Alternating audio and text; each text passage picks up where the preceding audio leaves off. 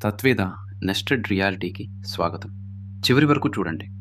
నిజం లోపల ఇంకో నిజం దాగి ఉంది. గత భాగంలో ఈథర్ గాలి దొరకలేదు. కానీ సమస్య అక్కడితో ముగియలేదు. వెలుగు వేగం మాత్రం అన్ని దిశల్లో ఒకేలా కనిపించింది. ఇది చిన్న ప్రయోగ ఫలితంలాగా అనిపించవచ్చు. కానీ దాన్ని నిజంగా అంగీకరిస్తే మనం కొలిచే స్థలం, మనం కొలిచే కాలం రెండూ మారాలి. అదే ఐన్‌స్టీన్ మొదటి విప్లవానికి తలుపు తెరిచింది. ప్రశ్న ఇది: వెలుగు తన నియమాన్ని మార్చకపోతే, మన గడియారాలు, మన కొలతలు, మన ముందు తరువాత భావం మారాలా? ఈ భాగంలో ఐన్‌స్టీన్ చేసిన 2 పెద్ద మార్పులను సులభమైన భాషలో చూస్తాం. మొదట, వెలుగు వల్ల స్థలం, కాలం కలిసిపోతుంది. తరువాత, గురుత్వాకర్షణ కనిపించని ఆకర్షణ శక్తి అనే భావనను దాటి స్థలం కాలం యొక్క వక్రతగా మారుతుంది.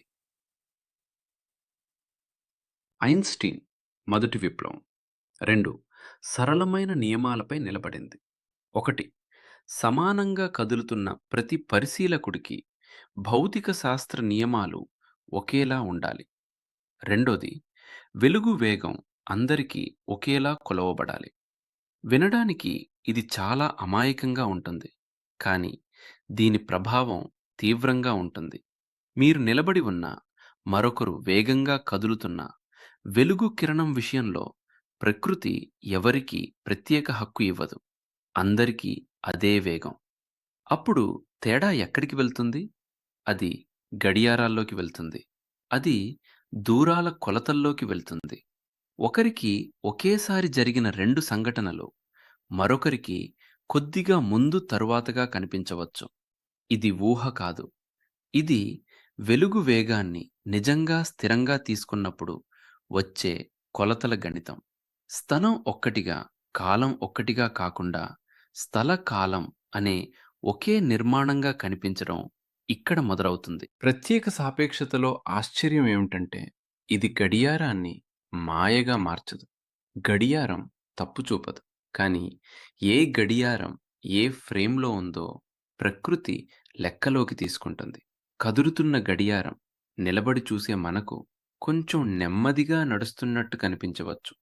కదులుతున్న వస్తువు పొడవు కూడా కదలిక దిశలో కొద్దిగా తగ్గినట్టు కొలవబడొచ్చు.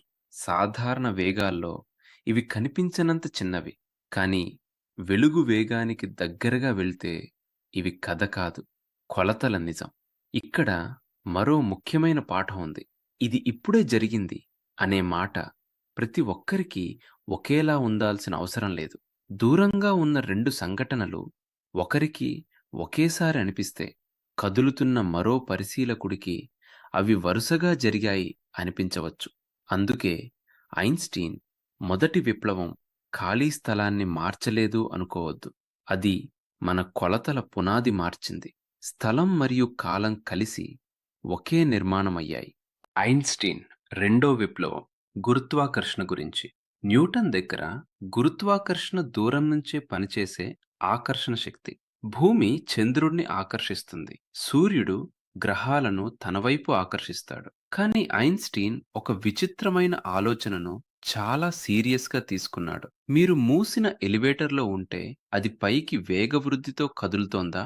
లేక మీరు గురుత్వాకర్షణ క్షేత్రంలో నిలబడి ఉన్నారా అన్నది లోపల నుంచి పూర్తిగా చెప్పడం కష్టం. అలాగే మీరు స్వేచ్ఛగా పడిపోతుంటే మీ చుట్టూ ఉన్న వస్తువులు కూడా మీతో పడిపోతే క్షణం పాటు బరువు కనుమరుగైనట్టు అనిపిస్తుంది. ఈ చిన్న ఆలోచన గురుత్వాకర్షణను సాధారణ ఆకర్షణ శక్తిలాగా చూడటం నుంచి జ్యామితిలాగా చూడటానికి దారితీసింది. గురుత్వాకర్షణ అంటే వస్తువులు ఖాళీ వేదికలో కనిపించని తాడుతో ఒకదానికొకటి ఆకర్షించబడటం మాత్రమే కాదు. వస్తువులు ఉన్నప్పుడు స్థల కాలం తన ఆకారాన్ని మార్చుకోవడం. సాధారణ సాపేక్షతలో భారం ఉన్న వస్తువు స్థల కాలాన్ని వంచుతుంది. ఆ వక్ర స్థల కాలంలో వస్తువులు సహజమైన మార్గాలను అనుసరిస్తాయి. మనకు అది గురుత్వాకర్షణలాగా కనిపిస్తుంది. అందుకే సూర్యుడి దగ్గరగా వెళ్ళే వెలుగు కిరణం కూడా కొద్దిగా వంగుతుంది. వెలుగుకు భారం లేదు అని చెప్పినా అది ప్రయాణించే స్థల, కాల మార్గం వక్రంగా ఉంటుంది. గురుత్వాకర్షణ గడియారాల మీద కూడా ప్రభావం చూపుతుంది. బలమైన గురుత్వాకర్షణ క్షేత్రంలో ఉన్న గడియారం, దూరంగా ఉన్న గడియారంతో పోలిస్తే వేరే రేట్లో నడవవచ్చు. ఈ ఆలోచనలను తర్వాతి పరిశీలనలు పరీక్షించాయి. వెలుగు వంగడం, గ్రహాల కక్ష్యల చిన్న తేడాలు, చివరికి స్థల కాలంలో ప్రయాణించే గురుత్వాకర్షణ తరంగాలు. ఇక్కడ ముఖ్యమైన మార్పు ఏమిటంటే, ఖాళీ వేదికగా కనిపించిన స్థలం ఇప్పుడు స్పందించే నిర్మాణమైంది. వస్తువులు దానిలో కదలడమే కాదు, వస్తువులు ఉన్నందుకు ఆ నిర్మాణం కూడా మారుతుంది. ఐన్‌స్టీన్ 2 విప్లవాలు ఒకే పెద్ద పాఠం చెబుతాయి. మనం వేదిక అనుకున్న స్థలం, మనం సర్వసాధారణ ప్రవాహం అనుకున్న కాలం, 2 భౌతిక ప్రపంచంలో భాగమే. మొదటి విప్లవం వెలుగు వేగం నుంచి వచ్చింది. రెండో విప్లవం గురుత్వాకర్షణ నుంచి వచ్చింది. రెండింట్లోనూ ప్రకృతి మన సహజ ఊహరణ కంటే కొలతలను ఎక్కువగా నమ్మమంది. కానీ ఇంతలోనే మరో తలుపు తెరుచుకుంది. పెద్ద స్థాయి ప్రపంచంలో స్థల కాలం వంగుతుంటే, చిన్న స్థాయి ప్రపంచంలో అణువు తాను ఊహించినట్టుగా ప్రవర్తించడం మానేసింది. వచ్చే భాగంలో అదే చూస్తాం. అణువు ఎలా తెరుచుకుంది?